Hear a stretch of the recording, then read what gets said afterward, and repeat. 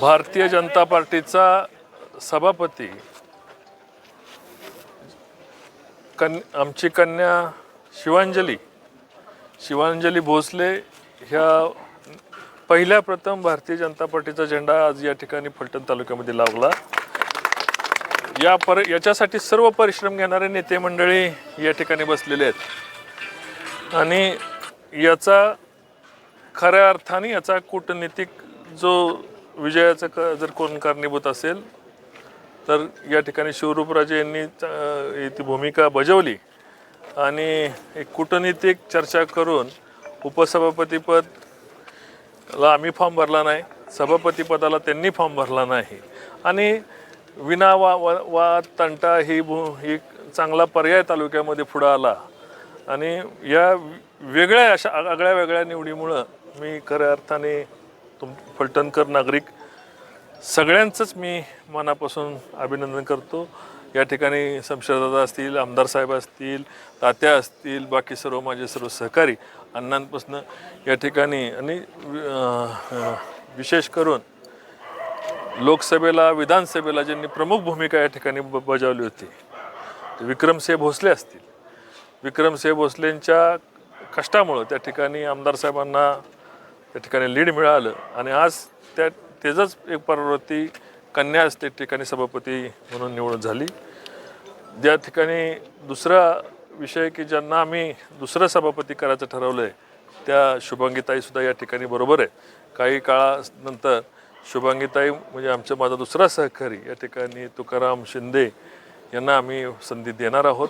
आजचा ही घडामोड आणि तालुक्याचा सभापती होण्याचा मान भारतीय जनता पार्टीची सत्ता महाराष्ट्रात आहे, देशात आहे, पहिला सभापती होण्याचा मान या ठिकाणी शिवांजलीताईंना मिळालेला आहे।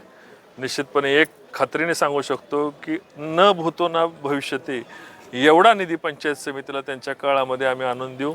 माझे सर्व आमचे भारतीय जनता पार्टीचे आटीच्या आटी सदस्य यांचं मी मनापासून स्वागत करतो आणि त्यांचं अभिनंदनही करतो आणि त्यांच्या भागामध्ये आपल्याला 8 भागामध्ये न काम करता 16च्या 16 भागामध्ये काम करायचे।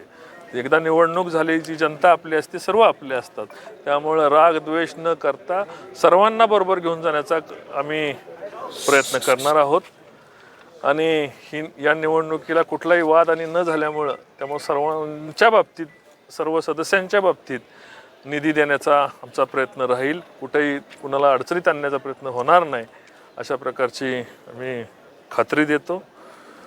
या व्यतिरिक्त तुम्हाला काय विचारायचं असेल तर विचारा। कूटनीती नेमकी काय ठरली, फॉर्म्युला काय ठरला? फॉर्म्युला काय ठरला, फॉर्म्युला तुम्हाला दिसलेला आहे। 2.5 वर्ष ठरले काय? आता कुठली पुढची चर्चेवर मी आज ह्या ठिकाणी भाष्य करणार नाही, जे येईल ते पुढे आपण नंतर सांगू। आम्ही दोन्ही इलेक्शनला एवढा कडवा संघर्ष होता, टाळता आला असता का यापूर्वी जसं आज टाळता आला? नाही, चर्चा विषयात वेगवेगळ्या सिच्युएशनच्या चर्चा असतात आणि त्या चर्चेनुसार जर विनावादाचं होत असेल तर ते सगळ्यात करणं कधीही चांगलं आहे आणि आज त्यांनी सभापती पदाला फॉर्म भरला नाही, त्यामुळे त्यांचे आम्ही या ठिकाणी सर्वांच्या वतीने आभार मानतो। दादा, भारतीय जनता पार्टीला पहिल्यांदाच आज पंचायत समितीमध्ये सभापती मिळालेला आहे, तर आपला दृष्टिकोन विकासाचा वेगळा काय अजेंडा राहील का? आता विकासाचा दृष्टिकोन तुम्ही बघताय की सगळ्यात प्रगत तालुका, रस्ते, पाणी, वीज, त्याचबरोबर शेती पाण्याला पाणी, औद्योगिकरण, नवीन होत असलेली MIDC, नवीन रस्ते, रेल्वे, अशा प्रकारे वेगाने तालुक्याचा विकास होत आहे आणि आता सर्व सत्ता भारतीय जनता पार्टीकडे आल्यामुळं त्या ठिकाणी विकासाला कुठेही खीळ बसणार नाही अशी मला खात्री आहे। कारखान्याच्या निवडणुकीवर याचा काय परिणाम होईल? आता थोडीच मी ज्योतिषी कुठल्या निवडणुकीचा परिणाम सांगायला, ज्या निवडणुका त्या विषयी आम्ही आमच्या पद्धतीने निवडणूक लढणार। असं कुठल्या निवडणुकीत कुणी कुठं एकत्र यायचं ना, असलं काही कॉम्प्रोमाइज कुठं झालेलं नाही। पुढच्या निवडणुकात त्या पद्धतीने भारतीय जनता पार्टी आम्ही ताकदीने लढू। आमदार साहेबांच्या नेतृत्वाखाली राष्ट्रवादीची काही लोक असतील ती लढवतील।